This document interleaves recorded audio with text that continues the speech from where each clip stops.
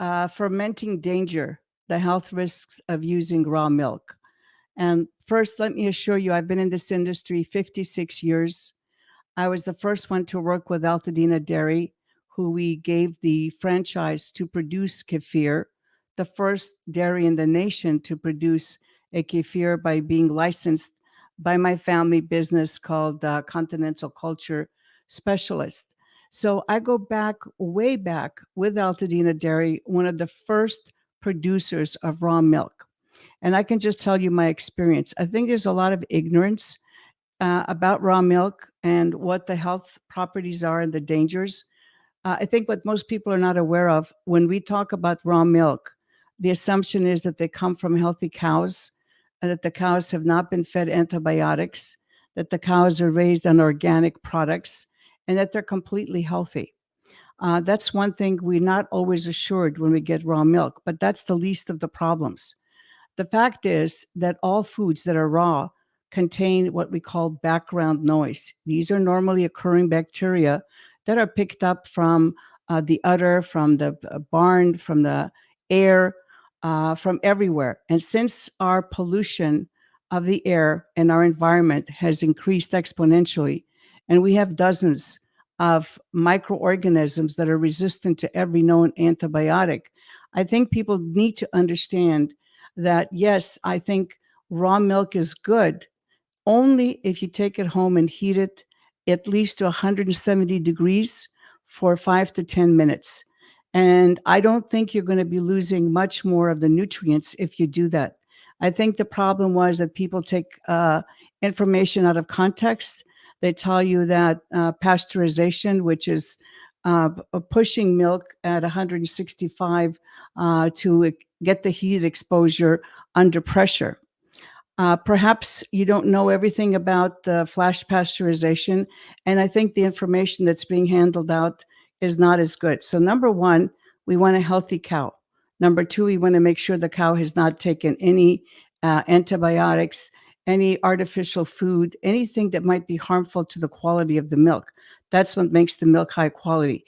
And so no matter how healthy your cow is, there's going to be the possibility that there's going to be contaminants from the air or from the stall or from any handling, because the environment has changed permanently for the last 30 or 40 years. And I do encourage people to drink milk. I think the terrible thing that's happened to our country is that we made cows very sick. And then what happened with that is that when the cows became sick, they were giving us milk that wasn't healthy.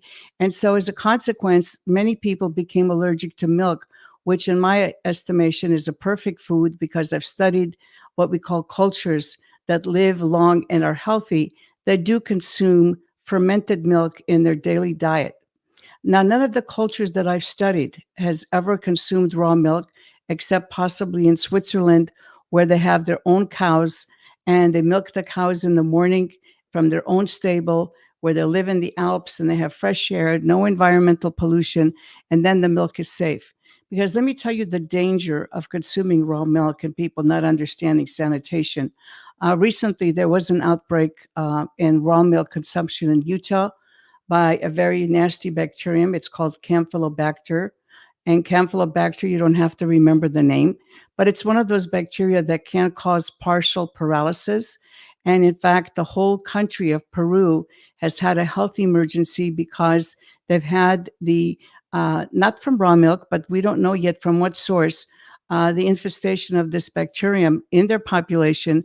And it was so bad, they had to really call a health emergency and restrict travel and try to take active measures to preserve people from getting this disease from this Campylobacter. So you see, it's information is handed out by good-looking people who look like jogs, and they're talking to someone else, and they're really giving you information out of context. This is very dangerous because they don't understand microbiology. They're giving you false information about raw milk. They're giving you false information about the safety of raw milk. And it's not that the raw milk is bad. It's the environment that has become bad. And it has the ability to infect that milk with the microorganisms that can cause serious problem, either immediately or long-term in your body's health. So if you want to consume raw milk, cook it. The day of recommending raw foods to people is gone because I can tell you every healthy society in the world was not consuming raw foods.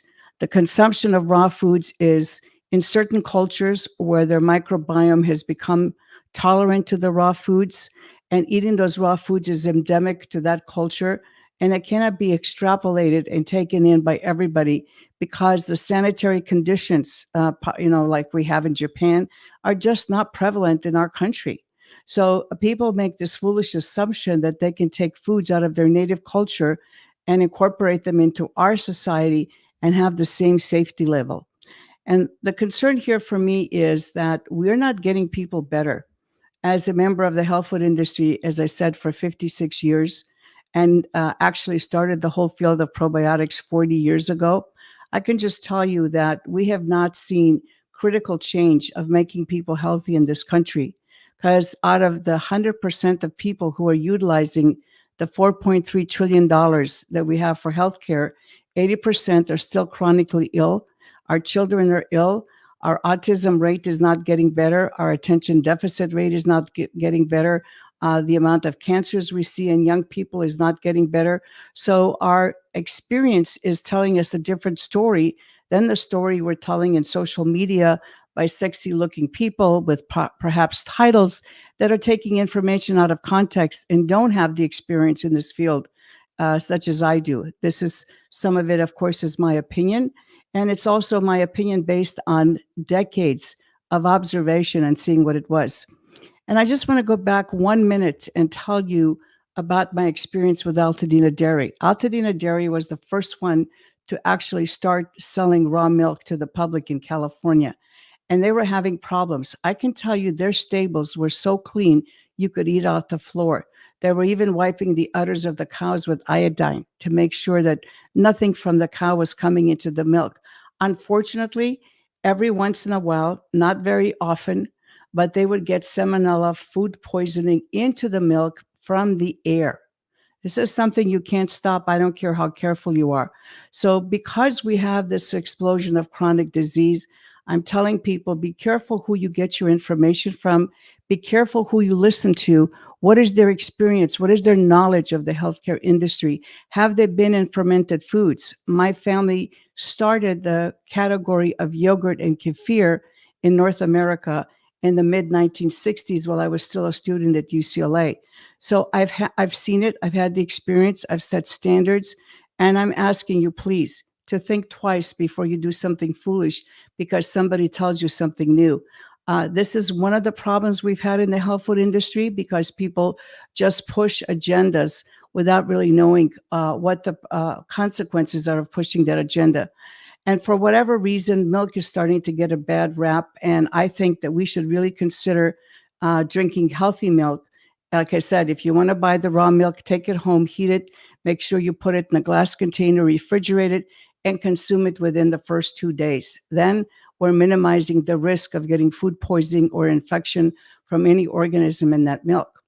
Now, my second topic is the dangers of trying to make a fermented food from anything raw, especially raw milk. That is probably the worst idea you can have because, as I said earlier, this raw milk has its own bacteria that's now naturally found. Every food, everything you consume, everything you inhale in the air has bacteria floating around it. There are no sterile conditions. And unfortunately, our pollution level of our air, our water, and our food has become so bad that we have these very, very strong microorganisms present everywhere. So now you have a starter culture. And this is another problem. People are throwing in bacteria to make the consumer think that they're getting a really good starter culture without really considering and knowing what a starter culture is. A starter culture is specific bacteria that were shown to be able to break down or ferment the food that they're introduced into. If you have other bacteria in there that are not part of this process but are just added to make the label look nice, there's a danger because those bacteria can cause a problem. Plus, if you have for instance, a raw milk, if you have a raw milk, you have this background noise and you try to throw in a culture or a starter culture that's probably containing other bacteria besides the starter culture bacteria.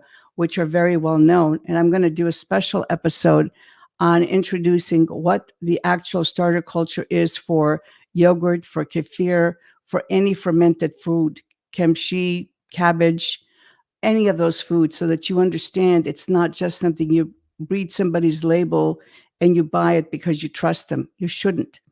So here we go again. I've heard people who practice medicine and people who are alternative health healers or integrated medicine people telling, oh, yeah, you can use this culture and you can use it in raw milk.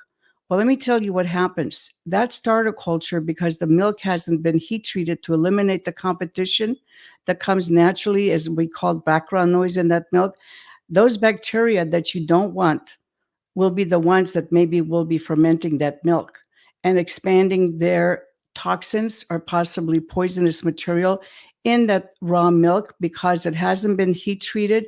It hasn't allowed the starter culture to have a better hold on fermenting that milk into something that resembles the finished product that has state and federal standards.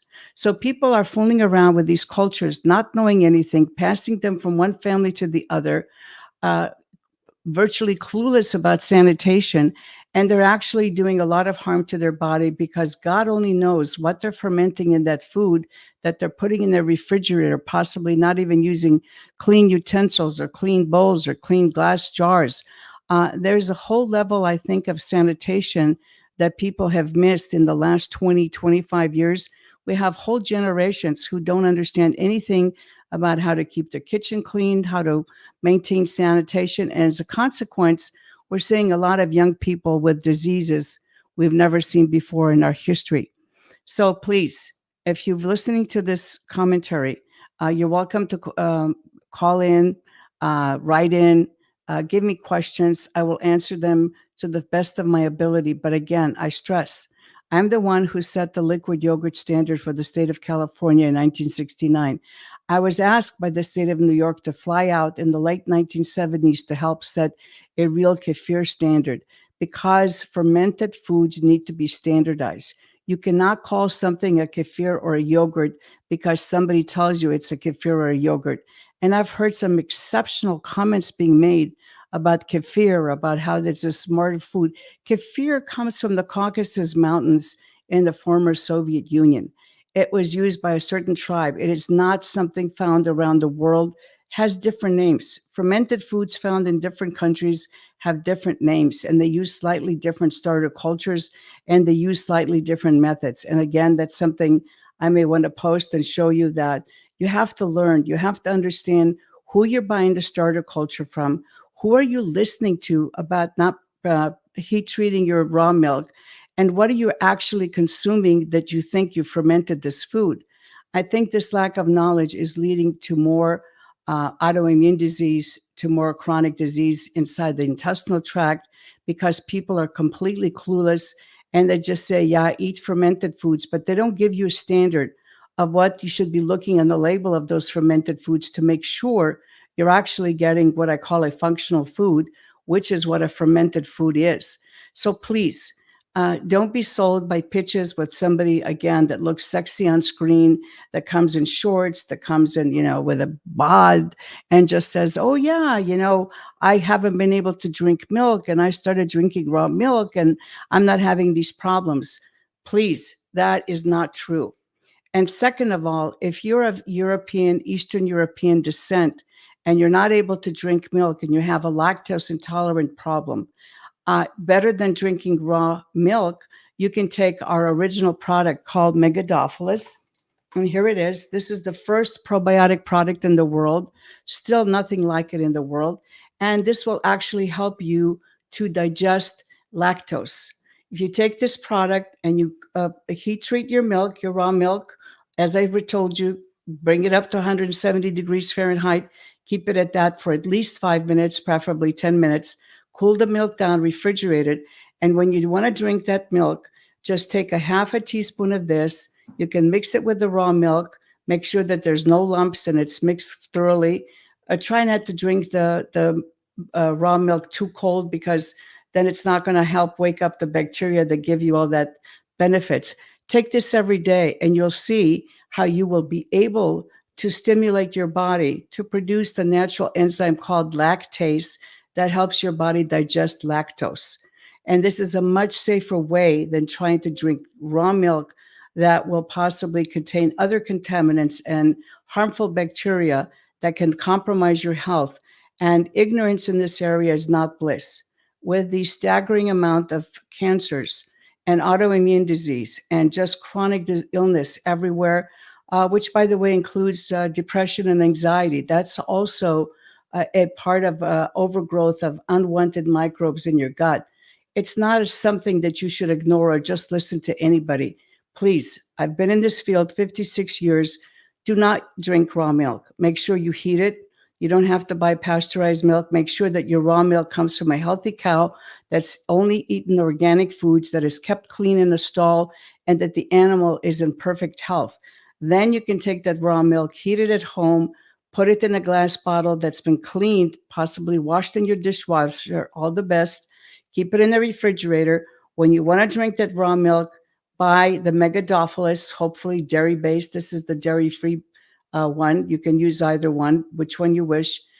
Put a half a teaspoon, pour slowly, maybe 2 or 3 ounces of the raw milk that's been cooked and refrigerated.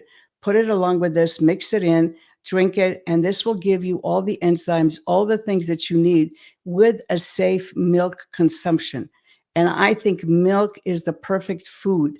And we in this country need to get back to drinking milk, to eating a normal diet, because let me tell you what we have found, that in the 1950s, that even those people who smoked and drank alcohol and ate red meat, we did not have this level anywhere close to the chronic diseases we have in our country now. So something is wrong. Someone has been giving us the wrongful information. We have been selectively following that wrong information, and it's leading to a host of chronic illness and health issues. I welcome your questions. I want to have an open discussion. I welcome somebody to challenge my opinion or to show me proof that my opinion is wrong. I'm always happy to have a discussion, because my ultimate goal, and why I'm still working after 56 years, is because I want to see our country better. I want to see our children healthier. I don't want to see the autism rate going to 1 in 2 by 2030. I don't want to see the explosion of colon cancer among young people and other forms of cancer. I don't want to see autoimmune disease exploding. I don't want to see depression and anxiety exploding. We really have to check our sources, figure out who we want to listen to, and what is actually giving our body results. Please check out Natron.com. Look at our products. I don't make anything else except precision probiotics. There's nothing on the market like our products. They're different. And I'm still here working because I feel that the microbes in your gut are the foundation for your health for the 21st century. And we need to have a much better understanding of the microbiota, the difference between the microbiota and the microbiome. So please go have a look, change your thinking, change your thought process, and get healthy and stay healthy. Thanks until next week, and I welcome your questions. I'm here to help you. Thanks.